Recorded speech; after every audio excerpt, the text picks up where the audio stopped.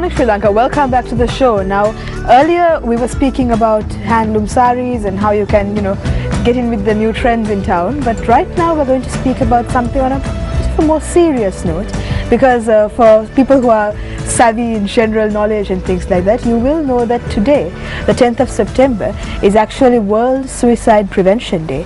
And to commemorate this event and actually to bring some awareness to this day, which is here to symbolize something that's actually very important in the Sri Lankan context as well, because Sri Lanka was the country that had the highest rate of suicides in the past, in a few years back, but we are still statistically somewhere on the upper tiers of the world when it comes to the suicide rates of each country. So it is an issue that should be addressed, and it is something that is very important, and that's what we're going to address here on Good Morning Sri Lanka.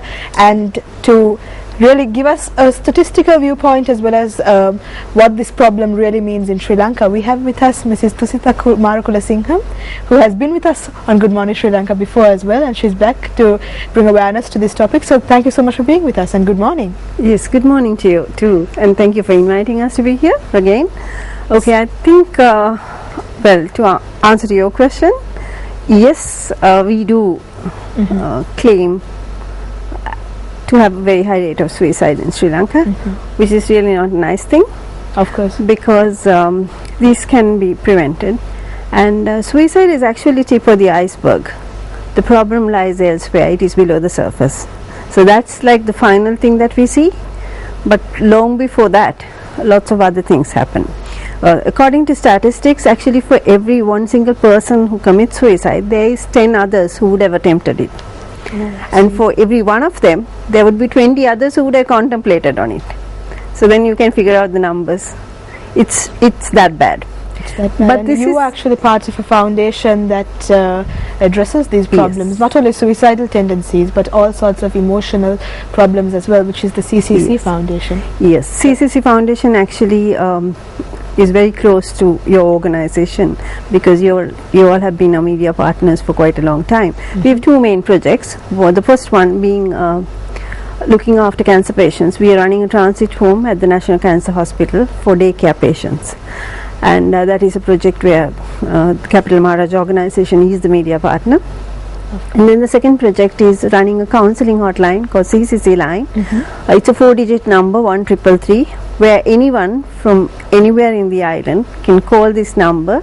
It's a toll-free number, and they can discuss their problems with trained counselors who are there to listen to them and to guide them as to how they could find their own solutions. So this is a completely not-for-profit organization. It's totally a not-for-profit organization. I see. So when you say trained counselors, now what kind of background do they have when it comes to helping people over the phone? Yeah, okay. Actually, this the model that we follow is an international model. It's from another similar organization called Lifeline, which is the premier organization in Australia and New Zealand for this kind of service. I see. So they themselves train us, and we follow the same methodology, which is the methodology simply is that we don't provide advice, we don't direct. Okay, so in actual fact, we don't find solutions for the callers' problems. We encourage them to find their own solutions, alternative solutions, and to select one of them as an optional step that they will take. I see. So it's a case of empowering them to overcome a situation that they are facing with at the moment. And why this model is better than any other, if you will ask me that question next, is simply because next time when they have a problem, they probably would be able to do that same process themselves. Of course. So that they don't have to depend on other people for support always. You need to encourage them to empower themselves and for them to become independent, stand on their own feet, and in adversity to be able to take a decision themselves. But statistically, when you look at the people who have called up your hotline and they have said they have this sort of problem, what are the problems or the mental state conditions that really stand out? Okay, it's a wide range of things. Okay, it could be a simple problem where you have a misunderstanding with your husband, I see. or children, or to financial problems, marital problems, abuse, then there is so many other things that can be tagged on to. But at the end of the day, somebody who would call and tell us that, okay, I am contemplating on committing suicide or ending my life, when you really get them to analyze their problem, it's something that they could easily have dealt with. It is simply because they don't have anyone to talk to. They don't have anyone that who would listen to them without being judgmental.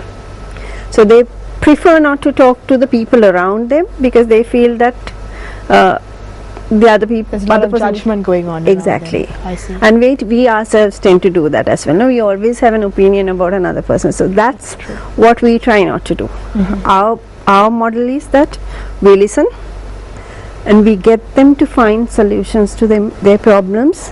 We direct them in the process of evolving. The conversation evolves that way. So they themselves find alternative solutions to their problem. And I'm assuming that this is the best way to go about it, as you mentioned earlier as well. But let's talk about suicide in the context of Sri Lanka, and especially the significance of this day. How does the awareness that comes through this day really stand when it comes to the Sri Lankan situation at the moment? Okay, I think we started off saying that we are relatively at a higher level when we talk about this in form of statistics. Now ideally it shouldn't be so, because if why does somebody kind of get to that level? They decide to take their lives because they feel that in their mind they don't have any other solution, right? And then they don't have anybody who would support them, be with them, or listen to them and try to understand what they are experiencing at that point. Now most of the time these people are not mentally ill. People who commit suicide are not necessarily people who are taking treatment. I see. It could be just any ordinary person, just like you and me, but that particular moment you feel that you are not in control of that situation, and for you the only option is kind of, okay, I want it to end. So that is why you take a drastic step like that. Now that shouldn't be so. I mean, if we can generate the support systems around people and make people aware that there are people who can listen to them and support them in time of difficulty. And I guess that makes all the difference. Exactly. So what we are trying to do is create awareness as much as we can, so that people get to know about this and they can call from anywhere. Of course, but let's talk about what kind of the majority of the calls that you get. Are they from males or females or from a particular age group? Okay, if you look at statistics, actually gender wise it's almost equal.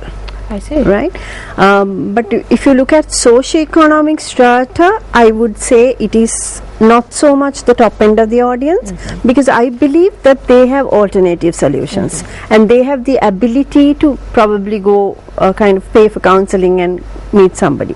But this is other people who don't have any other options, they don't know where to go, and within their circles they don't have any support systems. Age wise it's across ages, and the type of problems also vary from like a simple marital problem to problem at school, abuse to kind of also various substance abuse and all kinds of things. I see. And then we get on an average of 35 calls a day. Currently we are handling about 1,200 to 500 calls for any given month, and we would at least get one call a day where somebody claims, I'm fed up with life. Now we consider that a potential caller who can kind of take a drastic step. I see. And it is then our team's responsibility to make sure that at the end of the call that person is at a better place, and it always happens.